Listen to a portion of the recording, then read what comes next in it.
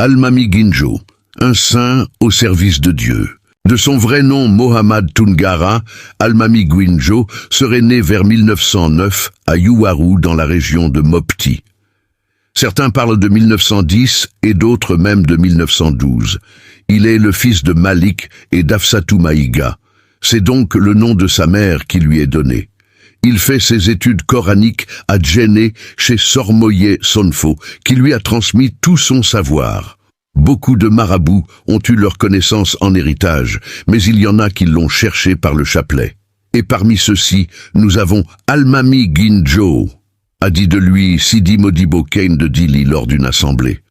Pour accéder à certaines connaissances secrètes, El Asiran, il parcourt plusieurs pays d'Afrique occidentale et va jusqu'en Arabie. Et le tout à pied. Il se rend ainsi au Niger chez Abdoulaye Nour, chez Balamine Haïdara à Sama Markala, chez Shérif Moussa Andjedabougou, Andiassani, chez Cheikh Abdou, chez Cheikh Ahmed Bamba au Sénégal, à Kankan chez Sekoba, à Nioro du Sahel, chez Cheikh Hamala. Il y sera une deuxième fois en 1941, année d'arrestation du shérif.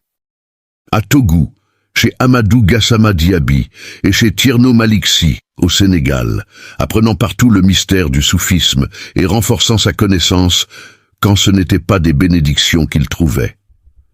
Un jour, Tierno Maliksi dit à ses disciples qu'il sentait l'odeur de quelqu'un qui se rendait chez lui.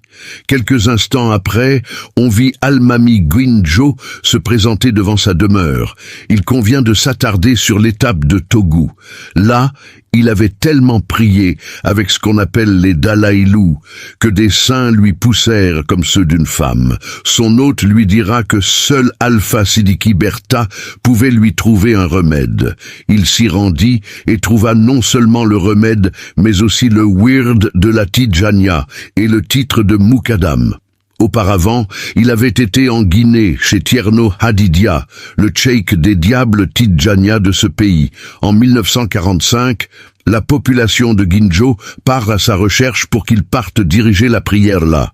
Ne voulant pas assumer cette responsabilité, il se cachait et c'était finalement à Koila qu'on le retrouva pour le conduire à Ginjo dont il devint l'imam. Voici donc l'origine du nom sous lequel il est connu de tous aujourd'hui.